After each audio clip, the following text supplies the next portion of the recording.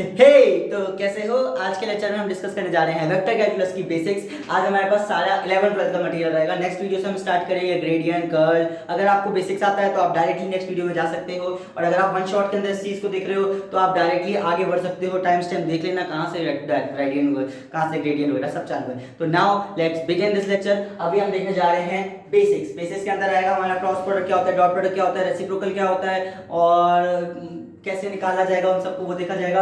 Reciprocals का सम कैसे होता है और नॉर्मल डिफरेंशिएशन कैसे होता है, ये सब टोटली आज हम बेसिक्स में डिस्कस करेंगे। पहले बेसिक्स स्ट्रॉन्ग करेंगे, देन हम लोग नेक्स्ट लेक्चर से स्टार्ट करेंगे अपना ग्रेडियंट कर्ल सब कुछ। Now let's start. तो देखो सबसे पहले मैंने यहाँ पे लिया क्रॉस प्रोडक्ट। इसका डॉट प्रोडक्ट देखते हैं। अगर हमारे पास दो वेक्टर है, ए वेक्टर और बी वेक्टर, वो इस तरीके से हमें गिवन है a1 i cap plus a2 j cap plus a3 k cap, और बी वेक्टर गिवन है b1 i cap b2 j cap b3 k cap. बीच में सब में प्लस लगा हुआ है, माइनस लगा हुआ, तो माइनस करके सॉल्व कर लेना। अभी देखो कैसे करना है। तो हम लोग इनका क्रॉस कैसे निकालेंगे, डॉट कैसे निकालेंगे, दोनों देखते हैं। पहले क्रॉस प्रोडक्ट निकालने का तरीका, i लिखो, j लिखो, k लिखो, और यहाँ पर a1 a2 a3 b1 b2 b3। सवाल आता है क्या इसको ऊपर नीचे कर देंगे तो गड़बड़ हो जाएगी? बिल्कुल आंसर बदल जाएगा, थोड़ा बहुत साइन का चेंज आ जाएगा, क्योंकि डिटरमिनेंट में जब भी हम सीरीज को रो को पूरा चेंज करते हैं तो एक माइनस साइन आ जाता है। तो देयर इज चांसेस कि वो चीज ही होगी और कुछ नहीं होगा ज्यादा। ठीक है, चलो अब देखो इसको सॉल्व कैसे करेंगे। डिटरमिनेंट इधर, इसको आई के लिए निकाल रहे हो,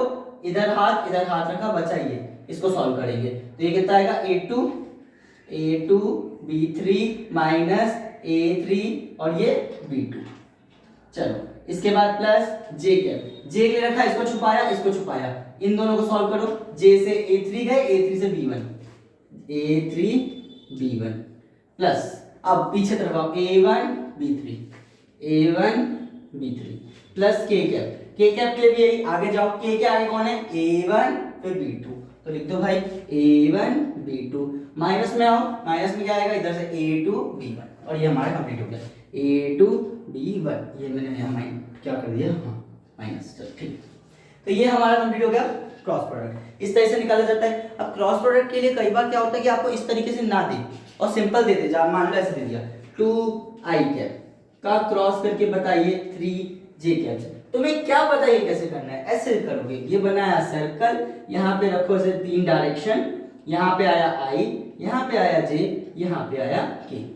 अब तुम क्या कर रहे हो, i से j का मल्टीप्लाई, तो i से j आए तो आगे वाला कौन है, k, यहाँ पे क्या आ जाएगा k कैप, और नंबर का मल्टीप्लाई कर दो 6 आंसर आ जाएगा। यही उल्टा हो जाता तो 2j cap into 3i cap, तो अब उल्टा चलना पड़े, सर्कल घूम ऐसे रहा था, लेकिन ये तो हमें इधर भेज रहा है। डायरेक्शन ध्यान रखना, हमेशा ऐसी डायरेक्शन चलेगा जो कि एंटी क्लॉक डायरेक्शन है। क्लॉक मत कर देना, पूरा मामला बिगाड़ दोगे। अब देखो हमें कहां से जाना है, j से i, तो j से i उल्टा पड़ रहा है तो पहले तो माइनस साइन लगा दो, और j i के बाद कौन आ रहा है, k, तो भाई k लिख दो। बाकी अंदर बैठ गया 2 × 3 6, यही आंसर है -6 के। तो मैंने यही चीज बोली थी कि अगर तुमने ऊपर नीचे कर दिया तो माइनस का लफड़ा आएगा, माइनस आएगा। वही चीज यहाँ पे होते हुए आपने देख ली, जब हम उसको आगे पीछे करते हैं तो ऐसा हो जाता है। तो ये हमारा कंप्लीट होता है। इस तरीके से क्रॉस प्रोडक्ट निकाला जा सकता है। अब आते हैं डॉट प्रोडक्ट में। डॉट प्रोडक्ट के लिए आप इतना रूल याद रखना कि i डॉट i जो होता है वो 1 होता है, वेयर एज i के साथ आप j ले लो या आप i के साथ k ले लो, ये चीज हमेशा 0 ही देगी। इस तरह से j के साथ अगर कोई और लोगे तो 0, लेकिन j के साथ j लोगे तो 1। और अब ये j i j क्या होता है, जल्दी बोलते जा रहा हूँ। डायरेक्शंस होती हैं ये हमारे पास, जो 3 डायमेंशन, हम वेक्टर कैलकुलस जब पढ़ते हैं तो हम पूरा 3D में बातें कर रहे होते हैं जनरली। 2D की चीजें नहीं आती वेक्टर के अंदर, बहुत कम ही होता है कि 2D। आप 2D अगर थोड़ा बहुत देखे होगे तो 11 12 में देखे होगे, बट अब आप BSc में हो और आगे IIT JEM CUET या फिर आप BTech में हो तो आगे इंजीनियरिंग, तो सब में 3D ही चलता है। अब आओ वापस, तो इसको जैसे क्वेश्चन यही वाला दिखाते करके, तो a vector dot b vector का डॉट प्रोडक्ट कैसे आएगा, a1 plus a2j plus a3k, इसका डॉट प्रोडक्ट हम निकालेंगे b1i plus b2j plus b3k के साथ। तो क्या आएगा final answer, a1 b1 plus a2 b2 plus a3 b3। i गया, अगर i का आप j के साथ करोगे तो 0 हो जाएगा, इसलिए हट गया। i का k के साथ करोगे तो 0 करोगे, हट जाएगा। j का j के साथ 1 है, बाकी सबके साथ 0।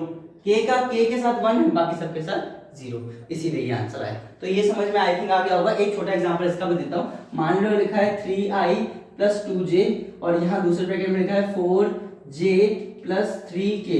कैसे करोगे? देखो i के लिए यहाँ पे i है क्या अंदर मल्टीप्लाई में? नहीं है, तो i वाले के लिए तो सीधे सीधे 0 प्लस j वाले के लिए देखो ये j वाले के लिए देखो 2j और ये 4j, 2j 4j 8j।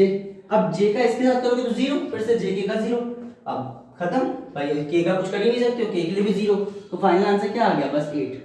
ये आएगा आंसर। इसका मल्टीप्लाई होगा, इसका नहीं होगा, इसका नहीं होगा किसी से भी, क्योंकि इसके पास k नहीं है, इसके पास i नहीं है।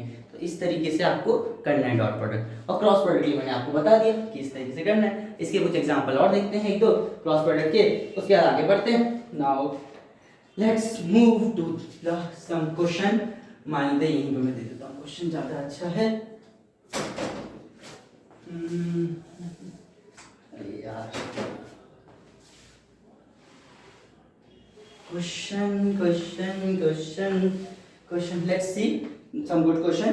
कैसे करेंगे? एक देते हैं, मान लो 3i प्लस 2j, ये नहीं रखते जो दिया था, इधर पे चेंज कर देता हूँ, इधर पे मैं ले लेता हूँ, इधर भी चेंज लिख दो 4i प्लस 3k, यही है ना? हाँ यही है।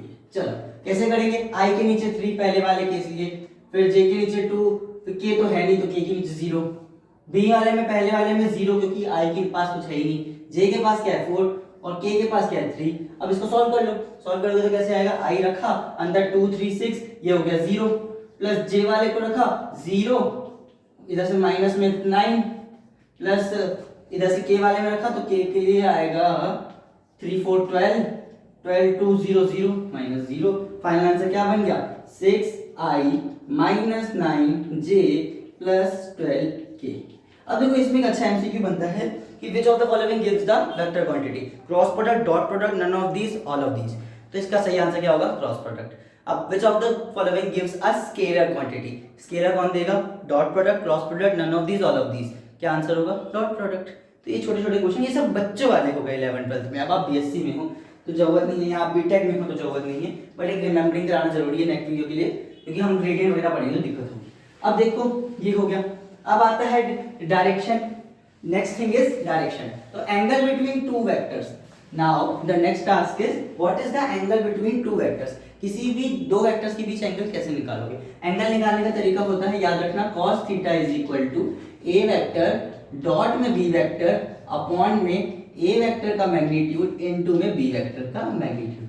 तो इससे आप निकाल सकते हो। इन केस अगर 90 डिग्री का डायरेक्शन है तो यहाँ 90 रखते हैं, cos 90 हो जाएगा 0 और डायरेक्टली ये चीज पूरी क्वांटिटी आपको मिल जाएगी 0, यानी a vector dot b vector आपको 0 मिल जाएगा।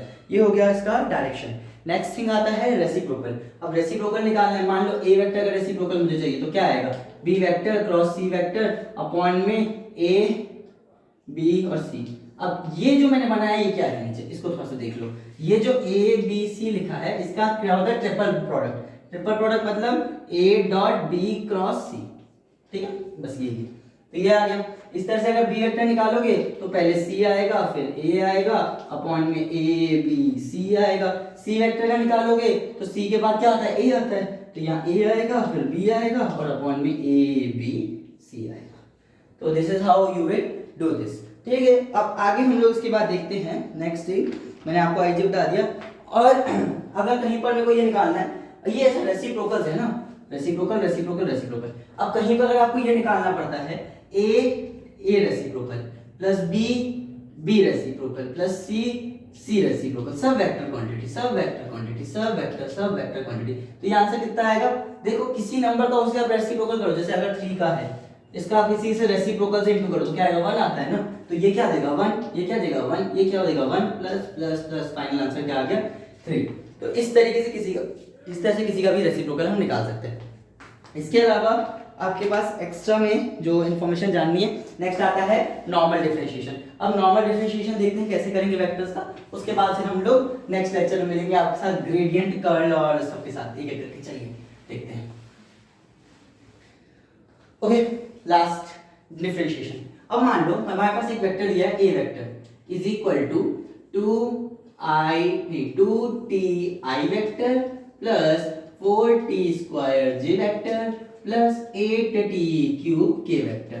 अब सरल सा आपसे पूछ लिया है कि dA का विद रिस्पेक्ट टू dt क्या होगा आंसर, या फिर यही पूछ लेगा dA square upon dt square क्या होगा। तो कैसे निकालेंगे? तो जब टी के फॉर्म में है ये पैरामेट्रिक फॉर्म में है, आपको अलग से तीनों वेक्टर का सब पैरामेट्रिक दिया हुआ है इस बार, तो इसको आप आराम से निकाल सकते हो। हम लोग अगले लेक्चर में जो कवर करेंगे डिफरेंशिएशन, उसके अंदर ग्रेडियंट और कर्ल ये सब पढ़ेंगे, वो अगर हमें पैरामेट्रिक नहीं देगा तब कैसे सॉल्व करेंगे उस चीज को हम समझ रहे होंगे। अभी इसको देखो, नॉर्मल डिफरेंशिएशन कैसे होगा, जैसे होता है इसका differentiation with respect to T, इसका विद रिस्पेक्ट टू टी, इसका विद रिस्पेक्ट टू टी, बाकी आई जे के रहेगा। तो इसका विद रिस्पेक्ट टू टी करोगे तो क्या होगा, देखो 2t का करोगे तो आएगा 2i कैप, इसका 4t स्क्वायर, इसका डिफरेंशिएशन करोगे तो क्या आएगा 8t जे कैप, इसका डिफरेंशिएशन करोगे तो क्या आएगा 8 3 4 24 t स्क्वायर k कैप। ठीक है, नेक्स्ट इसका अब डबल डिफरेंशिएशन करना है, तो यहाँ तो t है ही नहीं, तो ये क्या होगा 0, यहाँ पर t 1 है कट जाएगा 8 जे कैप, यहाँ पर स्क्वायर से बाहर निकलेगा 48 t k कैप। तो this is how you do differentiation, और इस तरीके से हम कोई भी question normal differentiation parametric form वाले को कर सकते हैं। इससे पहले आपने देखा है वेक्टर कैलकुलस का बेसिक्स, स्टार्ट करने जा रहे हैं ग्रेडियंट को। नेक्स्ट वीडियो में रहेगा हमारे पास अभी डाइवर्जेंस, कर्ल, ये सब। ये होते क्या है, थोड़ा सा बेसिक बता दूं, ये होते हैं डिफरेंशिएशन ऑफ वेक्टर थिंग्स। किसी भी वेक्टर क्वांटिटी का डिफरेंशिएशन करने के लिए हम डायरेक्टली डिफरेंशिएशन नहीं कर सकते, हमें कुछ स्पेशल टर्मिनोलॉजी चाहिए। जैसे स्केलर में डायरेक्ट डिफरेंशिएशन बहुत इजी होता है, लेकिन वेक्टर के वक्त में थोड़ा सा बदल जाता है क्योंकि डायरेक्शन आ जाती है। तो अभी हम यहाँ पर देखने वाले हैं उसकी सबसे पहला तरीका डिफरेंशिएट करने का, जो होता है ग्रेडियंट।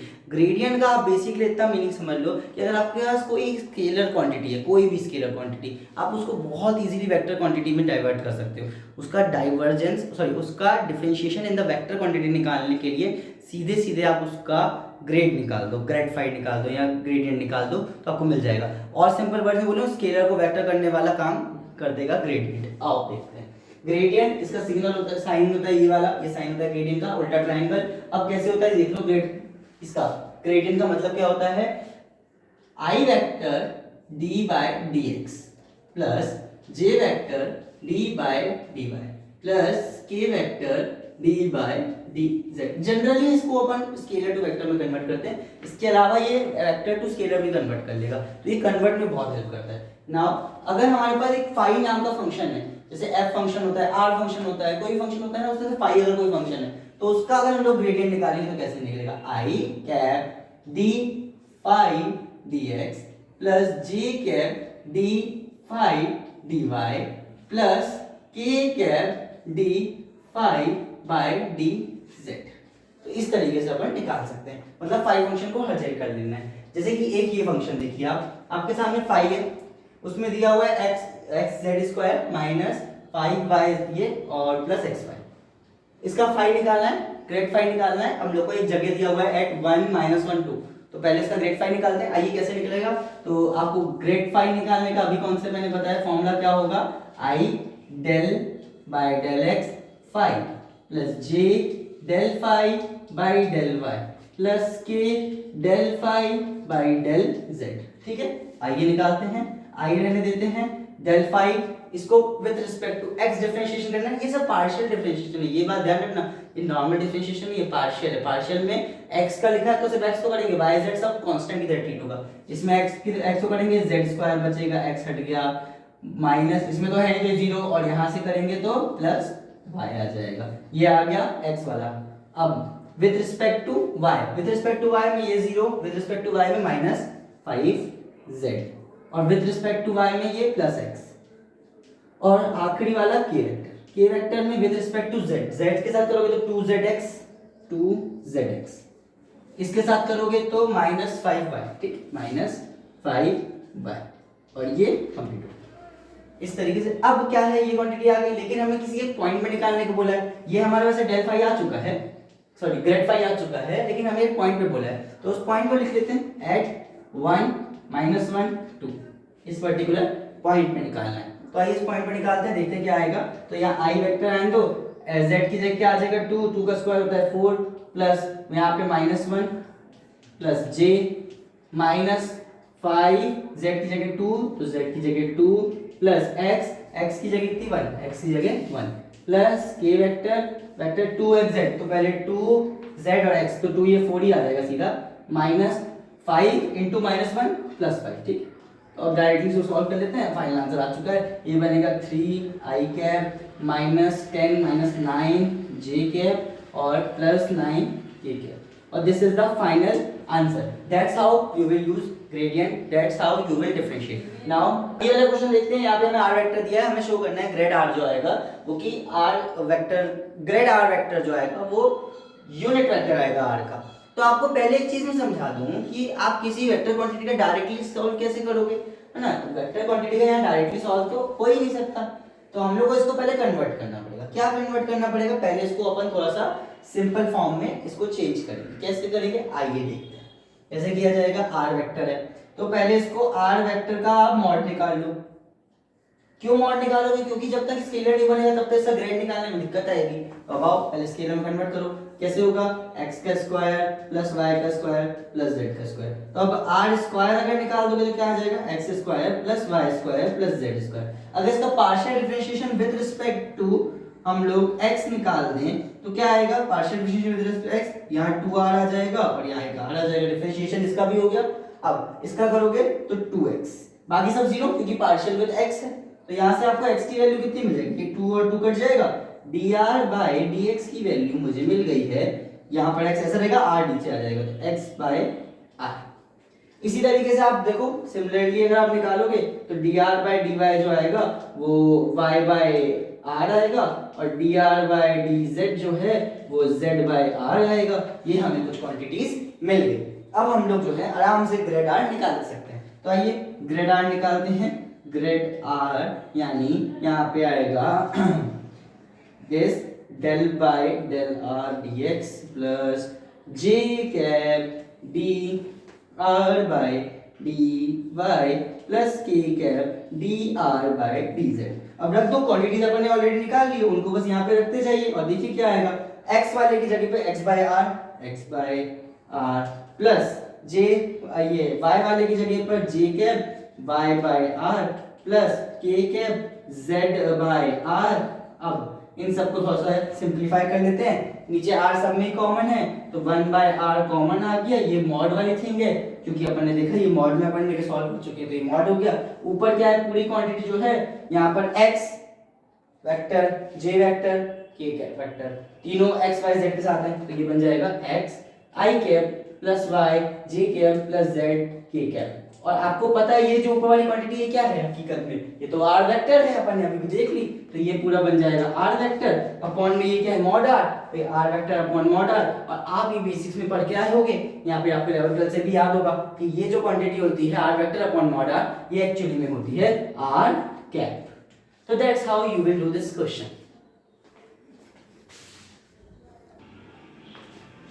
देखिए ये वाला question, find the unit vector normal to the surface this and this. अब कोई नॉर्मल वर्ड आ गया, नॉर्मल वर्ड देख के घबराने का नहीं है, फिर से ग्रेड निकालना है। नॉर्मल आया तो भी ग्रेड ही निकालने का है क्योंकि नॉर्मल वेक्टर किसी भी सरफेस का अगर एक स्केलर सरफेस है तो उसका नॉर्मल क्या होगा, उसी का वेक्टर फॉर्म जो कि अपन ग्रेड से निकालेंगे, यानी उसका फर्स्ट डिफरेंशिएशन ही उसका नॉर्मल फॉर्म होगा। तो हमें नॉर्मल निकालना है, इसका मतलब हमें ग्रेड फाई निकालना है, इतना बस आपको समझना था। और जहाँ पे हमारे पास फाई की वैल्यू क्या गिवन है, सरफेस है ये वाला, तो x y cube z square minus 4 ये हमारे पास है। और क्योंकि जगह दी हुई है तो उस जगह पे निकालना है। At minus one minus one two, साथ में एक और वर्ड लिखा है unit unit vector. Unit vector का मतलब होता है कि a वेक्टर के अपॉन में उसी का फाई निकाल दीजिए, आप सॉरी उसी का डिटरमिनेंट निकाल दीजिए। तो निकालना क्या, इस पूरी क्वांटिटी का मतलब क्या होगा, पहले अपन फाई निकालेंगे, पहले अपन ग्रेड फाई निकालेंगे जो कि एक वेक्टर क्वांटिटी में आएगा पूरा आंसर। उसके बाद अपन इसी ग्रेड फाई का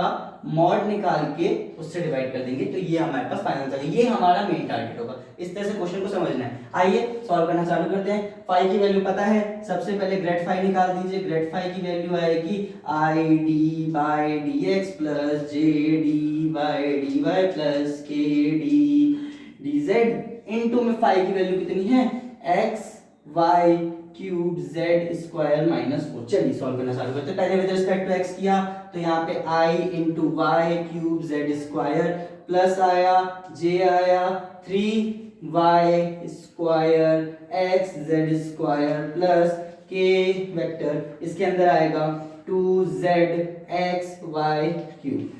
अब जिस पोजीशन पे निकालना है वो पोजीशन निकाल दो।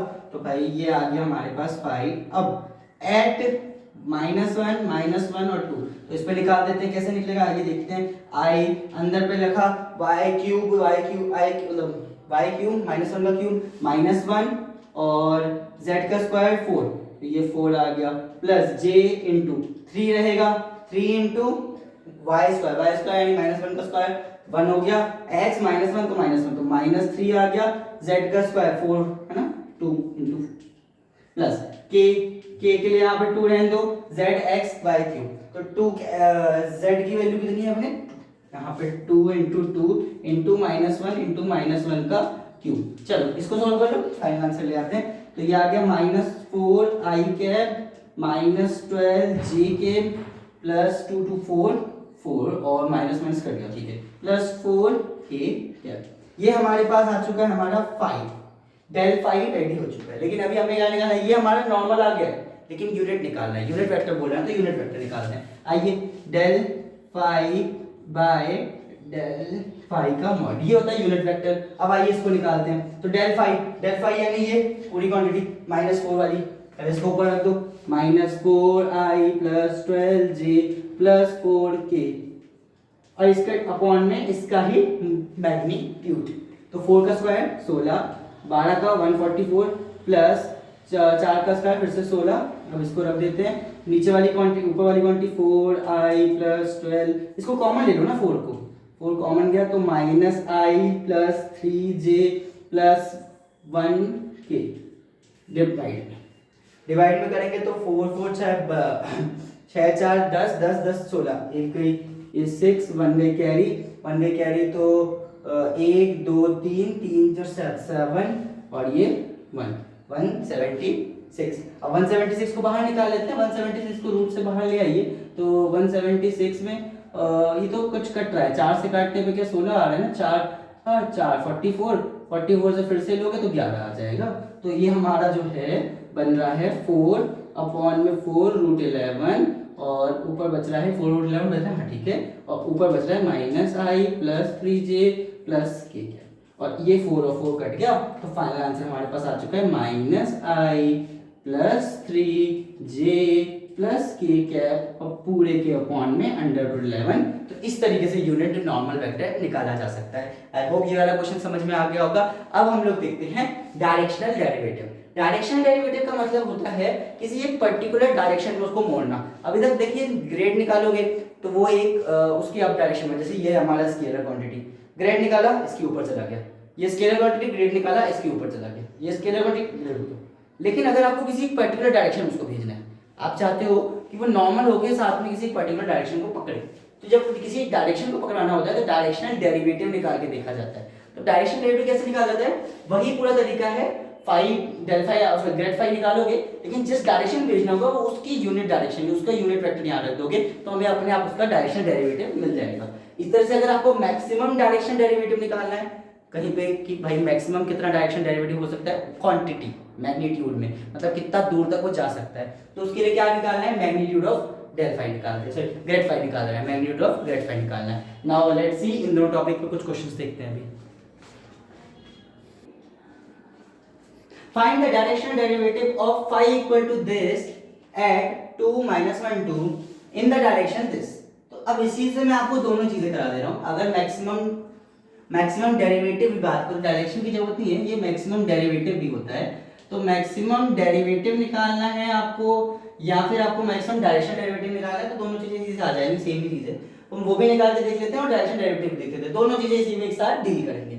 सबसे पहले find the directional derivative of this, तो हम लोग को निकालना है, ये हमारा मेन फॉर्मूला है, इस फॉर्मूले तक हमें रीच आउट करना है। तो डेल ग्रेड फाई निकालना है, फाई दिया है, पहले ग्रेड फाई निकालेंगे, उसके बाद ए वेक्टर अपॉन मॉड ए, तो ये हमारा डायरेक्शन है, डायरेक्शन ये दिया हुआ है, ये हमारा ए वेक्टर का काम कर देगा और पॉइंट हमें दिए हुए हैं। फटाफट निकालना चालू करते हैं। सबसे पहले ग्रेड फाई निकालते हैं, तो ग्रेड फाई इस बार फिर वही तरीका पूरा, अब मैं डायरेक्ट कर रहा हूँ, थोड़ा समझिएगा। I with respect to X का derivative with respect to X derivative, तो 4 इधर से आ जाएगा 4z क्यूब और कहाँ के x है -3 2 6 x y स्क्वायर z, ठीक है, हाँ, प्लस जे कैप में y के साथ तो y के साथ ये तो 0, उसमें करेंगे तो -6 x square y z plus के के साथ में करोगे तो z वाला, z में कौन है, ये है z में, ये भी z में, तो 12xz² माइनस 3x² y²।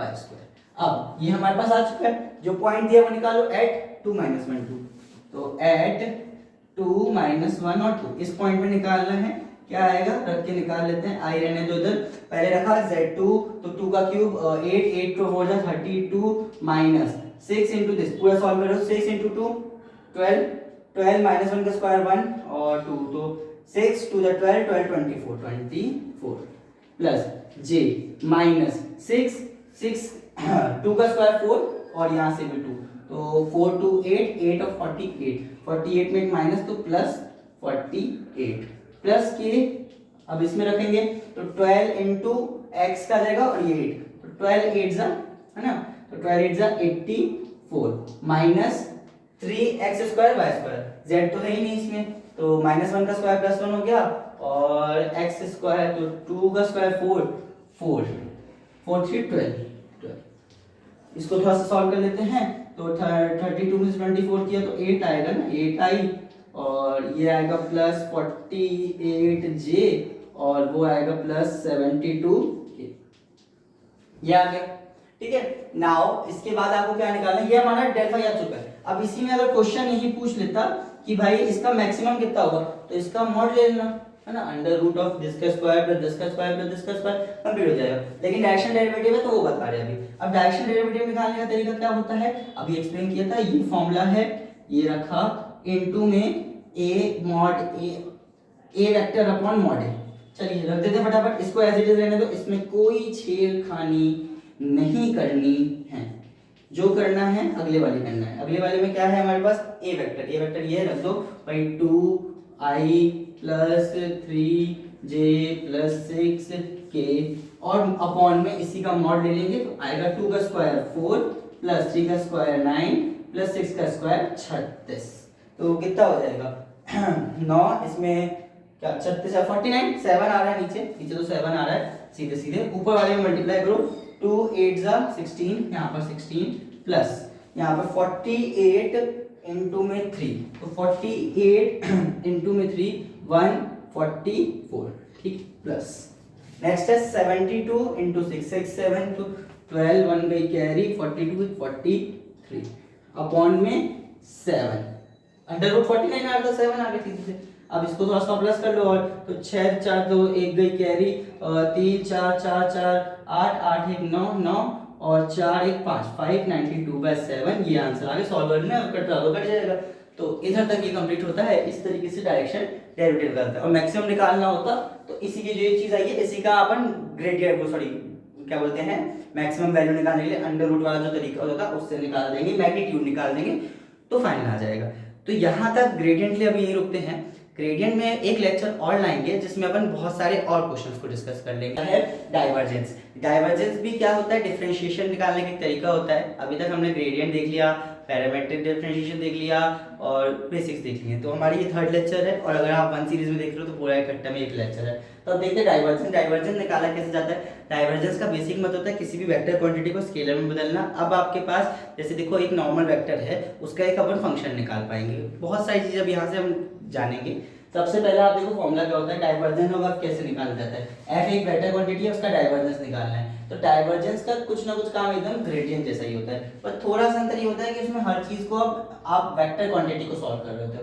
तो ये देखिए डाइवर्जेंस का d/dx f1 यहाँ पे क्या आएगा, आई वेक्टर वाली चीज है, यहाँ पे j वेक्टर वाली, यहाँ पर k वेक्टर वाली। तो y वाले में j वेक्टर, z वाले में k वेक्टर और इस तरीके से हम तीनों को यहाँ पे रख के देखेंगे। कुछ क्वेश्चन एक बढ़िया से दिखाता हूँ। देखिए जैसे कि अगर 2x i cap plus 3y² j cap plus 4z³ k cap. आपको अगर इस तरह का क्वेश्चन दिया है और आपको बोल रहा है कि इसका आप डाइवर्जेंस ऑफ f निकाल के बताओ, तो आप ये डाइवर्जेंस f कैसे निकालोगे वो देखो। सीधे सीधे इसका सिर्फ इस वाली क्वांटिटी का विद रिस्पेक्ट टू x होगा, आगे से कोई मतलब नहीं है हमें। तो विद रिस्पेक्ट टू x 2 आ गया, प्लस इसका देखोगे तो इसका विद रिस्पेक्ट टू y निकालोगे, इसका विद रिस्पेक्ट टू y निकालने पे कितना आ जाएगा 3y² 6y, तो 6y और इसका करोगे तो 4z क्यूब, तो ये जो 12z स्क्वायर। इस तरीके से आप किसी का भी डाइवर्जेंस ऑफ f निकाल सकते हो। चलो let's start the question and see ये कैसे होगा।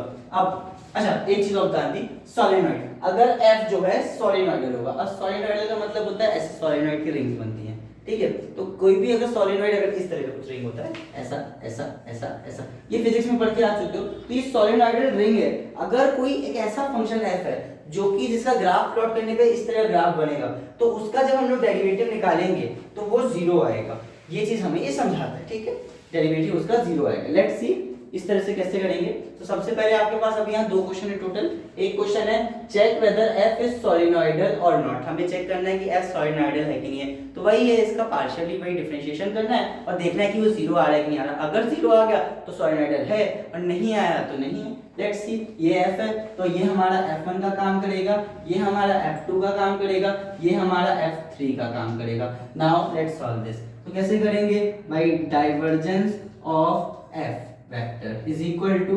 df1 by dx plus df2 by dy plus df3 by dz।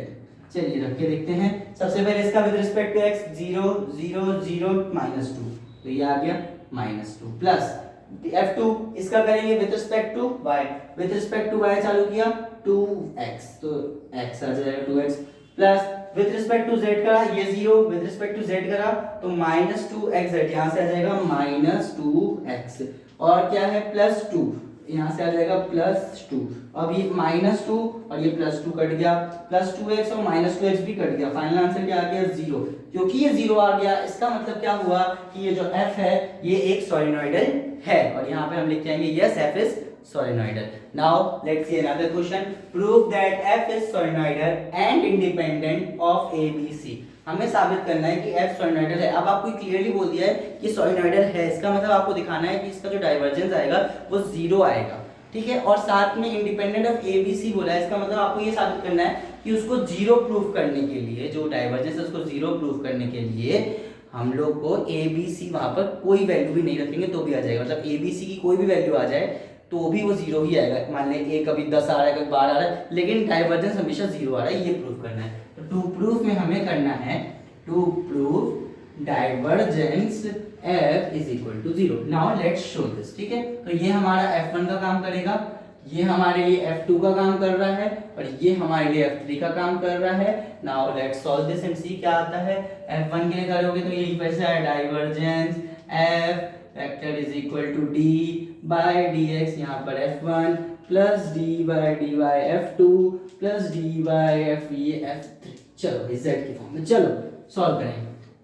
पहले वाले का विद रिस्पेक्ट टू x किया तो ये 1 आ जाएगा, बाकी पूरी क्वांटिटी 0, कोई असर नहीं। y और z के लिए तो करना नहीं है क्योंकि पार्शियल है तो 0 हो जाएगा। इसमें करोगे पार्शियल में तो -3 आ जाएगा, और इसका पार्शियल करोगे तो z के साथ करेंगे 2, बाकी सब में 0, x के लिए 0 y के लिए 0, इन सबको आपस में जोड़ा 3, तो 3 - 3 आंसर आ गया 0। क्योंकि यहाँ पर ABC नहीं आया है, बिना कुछ के राइटली 0 आ गया, तो लिखोगे कि f is solenoidal and as there is no ABC included in all these things we can simply say AB that f is solenoidal independent of ABC। मतलब ABC की कोई भी वैल्यू आ जाएगी तो भी ये हो जाएगा। एक एग्जांपल दिखाता हूँ। अगर यहीं पे ABC की वैल्यू आप रख दो 2y प्लस 3z, मान लो ये हमारा f1 है। अब इसका फिर से डिफरेंशिएशन करोगे तो x का ही ना होगा, क्योंकि इसका विद रिस्पेक्ट टू x करना है, और इन दोनों का तो कोई होगा नहीं, क्योंकि y से करोगे तो 0, z से करोगे तो 0 पार्शियल में, तो ये तो हमेशा ही इंडिपेंडेंट रहेगा ना। चाहे ABC की कोई भी वैल्यू दो, चाहे 3 आ जाए, 300 आ जाए, 3000, 3 करोड़ आ जाए, तो भी क्या होगा 0 ही आएगा डाइवर्जेंस।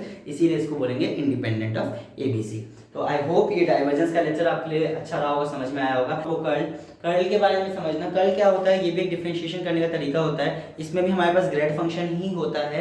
यहाँ पर जो डेल फंक्शन अपन यूज करेंगे, ये रहा डेल फंक्शन, इसका अपन यूज कैसे करेंगे, क्रॉस प्रोडक्ट के फॉर्म में करेंगे। तो डेल क्रॉस एफ जो हम निकालते हैं उस तरीके से इसको सॉल्व करना है। बस डेल क्रॉस एफ निकालते जाओ, फटाफट आंसर आता जाएगा। आइए कुछ पहले देख लेते हैं इसको कैसे निकाला जाएगा।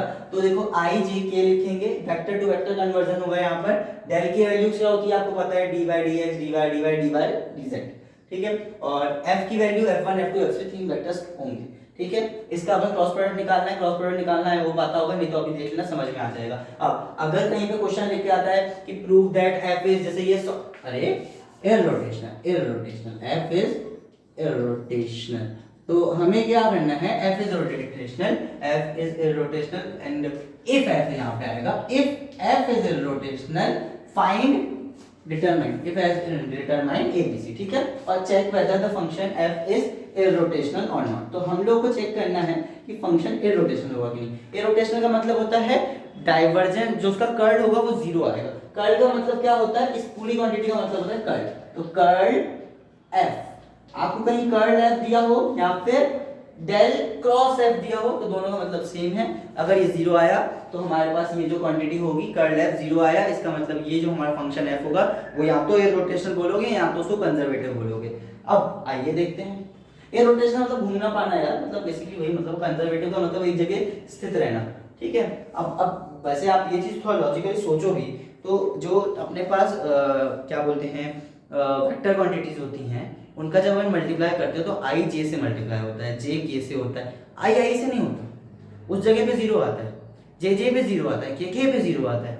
यहाँ पर भी अगर एक चीज फिक्स है जो रोटेट कर ही नहीं रही है, जिसका कोई कंजर्वेटिव है, कंजर्वेटिव का मतलब रुक जा रही है, रोटेट नहीं कर रही, चल रही है, कंजर्व है एक पर्टिकुलर एरिया के अंदर, इस एरिया के अंदर यहीं पे बैठी हुई है, तो बताओ उसका कैसे आएगी कोई क्वांटिटी, उसका डिफरेंशिएशन कहाँ से आएगा? क्योंकि वेक्टर क्वांटिटी जब तक मूव नहीं करेगी तो उसका डिफरेंशिएशन कांस्टेंट हो गया, सॉरी उसकी वैल्यू कांस्टेंट होगी, उसका डिफरेंशिएशन जीरो हो जाएगा। तो बेसिकली कर्ल यही काम करता है, हमें बताता है कि ऑब्जेक्ट इज रोटेटिंग और नॉट रोटेटिंग। अगर जीरो आ गया रोटेशन मतलब उसका कर्ल एफ, तो वो इररोटेशनल हो जाएगा और कंजर्वेटिव बोलेंगे। आओ समझते हैं। ये रहा, इसमें ये हमारा F1 का काम करेगा, ये हमारा F2 का काम करेगा और ये हमारा F3 का काम करेगा।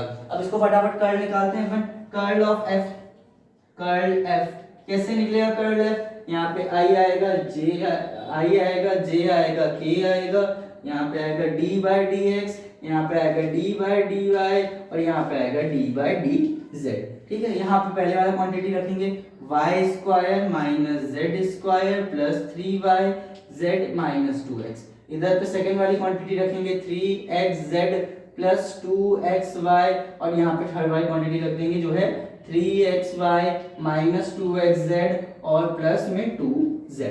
ठीक है, अब इसका निकालना चालू करते हैं। तो इसको ऐसे आई रखा है, इसको सॉल्व करना चालू करते हैं। ये अब इसका क्या है, इस पूरी क्वांटिटी का y के रिस्पेक्ट में डिफरेंशिएशन करेंगे। ये छुप गए, तो y के साथ करोगे तो यहाँ से बचेगा 3x और कुछ बच रहा है क्या? y के साथ 3x और इधर से कुछ नहीं है, ठीक है कोई बात नहीं, और y के साथ 3x, हाँ ठीक है, प्लस j।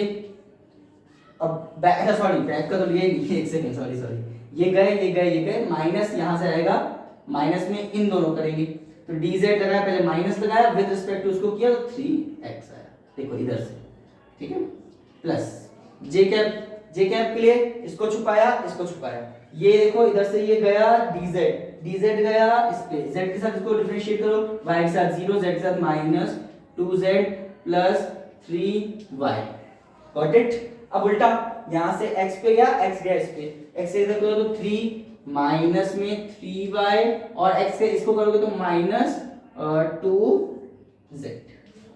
ठीक है, समझ में आ गया। लास्ट अब आखिर आता है k कैप के लिए क्या करेंगे, k यहाँ से स्टार्ट होगा, dx में गया इधर पर, तो इसका x से करो डिफरेंशिएशन, तो 3z plus 2y plus 2y, minus का साइन लगाया, अब माइनस के साथ क्या आएगा उल्टा, यहाँ से इधर, तो इसका विद रिस्पेक्ट टू y करने पे 2y, तो ये 2y और ये तो 0 हो गया, इधर से करोगे y हट जाएगा, बचेगा 3z, तो प्लस में 3z।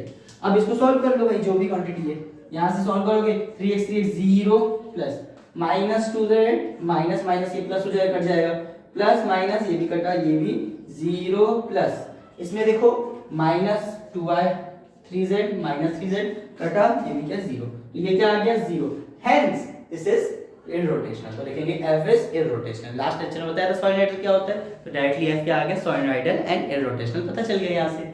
नेक्स्ट क्वेश्चन देखते हैं, अगर f इररोटेशनल है, अब बोल दिया कि इसका डाइवर्जेंस, इसका कर्ल 0 है, तो बताओ डिटरमाइन एबीसी। चलो भाई निकालते हैं। अगर इररोटेशनल है तो गिवन हो गया कि कर्ल f जो है वो हकीकत में 0 के बराबर है, ये हमें गिवन हो गया। अब बस आपको सॉल्व करना है, तो i j और k रखा, अथवा दो रखना पड़ेगा, j और k रखा, यहाँ पे आएगा डी बाई डी एक्स, यहाँ पे आएगा डी बाई डी वाई, यहाँ पे आएगा डी बाई डी जेड। पहली वाली क्वांटिटी रखी x प्लस 2y प्लस ए जेड, अगली वाली क्वांटिटी रखी bx minus 3y minus z, अगली वाली क्वांटिटी रखी 4x plus cy plus 2z। ठीक, अब इसको सॉल्व करते हैं, इक्वल टू ये 0। अब इसको सॉल्व करते हैं, आई रहने दो इधर, इसको सॉल्व करो। y के साथ रिस्पेक्ट में इसको डिफरेंशिएट किया तो सिर्फ आएगा c, और इधर से इधर इधर, अब अपोजिट में आया, इसको z के साथ रिस्पेक्ट में किया तो आएगा माइनस माइनस माइनस लगाए, अंदर में माइनस। ठीक, समझ में आया? प्लस j करके देखोगे तो ज्यादा अच्छा आएगा, सिर्फ देखना मत करना। j का इधर से गए dz और इस पे है तो z के साथ करेंगे तो केवल a, उल्टा है x, पहले माइनस लगा दो, x इसको x के साथ किया तो 4 प्लस k वेक्टर, k के साथ करेंगे। अब k में आओ देखते हैं, k के लिए आगे गए, इधर से dx का इसके साथ किया तो b, माइनस का साइन लगाया, इधर y, इसको y के साथ किया तो 2, तो 2 इक्वल टू 0। तो क्या मिल गया हमें कि c plus 1 I cap plus a minus 4 j cap plus b minus 2 k cap is equal to 0। ये क्वांटिटी हमें मिल गई पूरी, ये 0 के बराबर है। तो अब आप क्या करेंगे, क्योंकि ये 0 वेक्टर के बराबर है, ये 0 क्या है, वेक्टर क्वांटिटी है, तो इसका i j k सब 0 है, तो इन सबको भी 0 से इक्वेट कर दो। c plus 1 is equal to 0, a minus 4 is equal to 0, b minus 2 is equal to 0। तो यहाँ से क्या मिल गया, c is equal to minus 1, यहाँ से क्या मिल गया, a इज इक्वल टू 4, और यहाँ से क्या मिल गया, b इज इक्वल टू 2, और ये आपका पूरा कंप्लीट होता है। आई होप यहाँ तक समझ में आ गया होगा। नेक्स्ट लेक्चर में भर भर के मैं क्वेश्चन उठाने वाला हूँ, अच्छे खासे क्वेश्चन उठाएंगे और उसके बाद वेक्टर इंटीग्रेशन भी चालू करेंगे। Thank you so much for watching, मिलते हैं नेक्स्ट वीडियो में।